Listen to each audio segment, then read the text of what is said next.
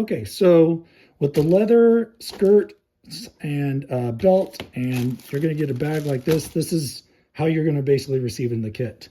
The hook side Velcro is already going to be affixed to the top for each one. There is a left and the right, so this edge is going to face back. So that means this is going to be your left side, and this will be the right side because that cut edge, this open edge, is going to face towards the back. Okay, so that's important to know that. You're going to have to do your adjustments on your belt. So let's go ahead and open up the bag here so you see what comes in this kit. Dump everything out.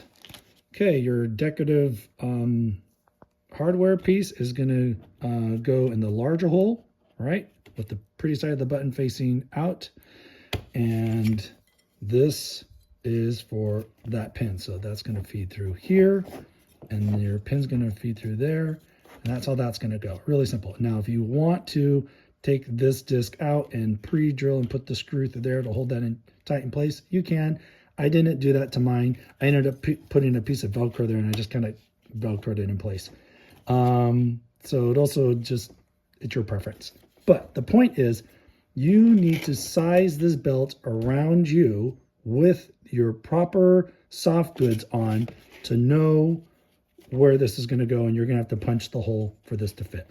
Okay, keep in mind the skirts will go inside as well, so it'll get a tad tighter with the skirts in place, but you need to have it snug enough that it stays up on your body.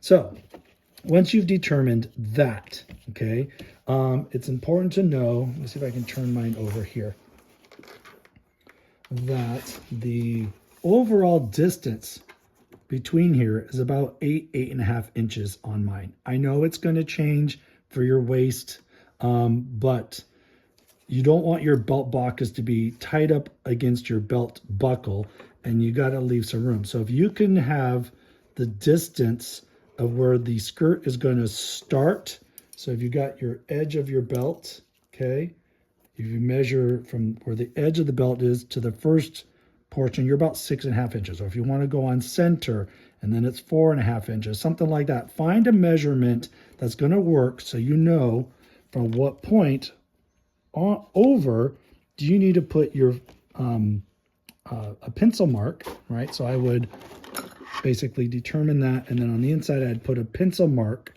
and then that's going to determine where your skirt is going to start. Okay, and then you're going to need to leave a little bit of a gap in the back. Let me see if so back here where the skirt ends, you're going to need to leave a little bit of room. This is almost 5 inches that I have here. Okay, that is going to change on people. It could end up being 4.5 inches. It could be 6 inches. That's going to change depending on your waist. But it's super important that the distance between the center of your detail on the disc on the buckle is equal to each side of where the skirt starts, going to the right or going to the left. I know there's going to be a little bit of math involved, and you're probably asking, why does any of this matter?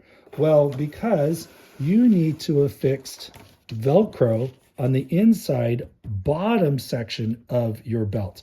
We include the Velcro. It is adhesive backed, but as you roll it out, so I've started this right here where the start of my, let me roll this down so you see better.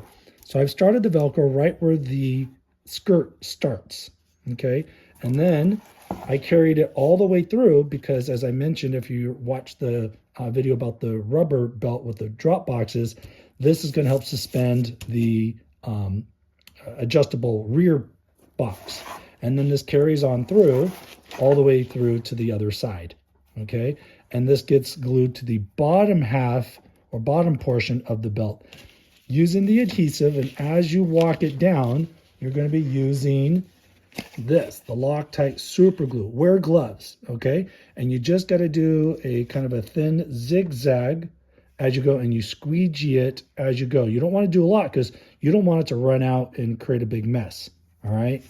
And that's it, and allow that to thoroughly dry. But your placement for your Velcro is important so that and then you can adjust your skirt a little bit. You can leave a little bit of room if you want an inch more or whatever. It all depends on your waist. If we didn't supply you enough Velcro, then you can get your own. This is, if I remember, I think it's 1.5 inch wide Velcro. Yeah, 1.5 inch wide adhesive Velcro.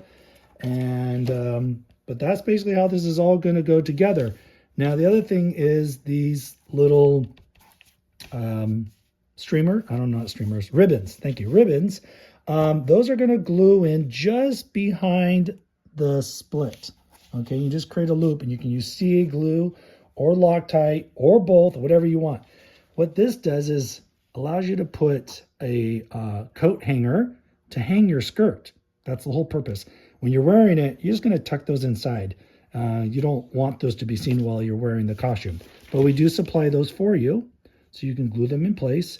And if you choose to hang your leather skirt, it's probably the best way to keep your skirt from getting all mangled up while you're storing it. Or you can even turn it this way, but that potentially can scratch your officer belt boxes. That's it. Oh yeah, just real quick, obviously, well, maybe not obvious, but you want to make sure that oval detail is towards the top when you slide these on. And then again, that's going to be, when you do this, you're going to have to slide this on, then put your skirt, and then slide it on, so just kind of be mindful all this goes together and stays together like that. For any touch-ups you need to do on the belt or the skirt, these skirts and leather belts were made by Jonah at the War Forge, and this is the paint he used, and he said this is what you need to use for any touch-up. That's the S9100. Okay, this is the gold NC acrylic professional artist paint, and it's the Montana brand. It's sh.white.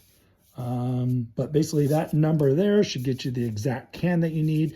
And you just lightly mist it on, cover what you need, and let it thoroughly dry. But the nice thing is it's nice and white to begin with, but it does get aged. So this is a black wash, using a black acrylic wash to add that into the groove detail and around the edging. So remember, these characters are not clean by any means. They are definitely have a worn, aged look to them. So that gives you a difference between, let's see if I can put this next to it, a brand new clean one versus a weathered one. So keep that in mind. Don't worry so much about the white paint because you're gonna age it. That should help you out with the assembly of the leather skirts and the leather belts and sizing and Velcro and gluing it and so on. So hopefully you're having fun with this build, and thank you again.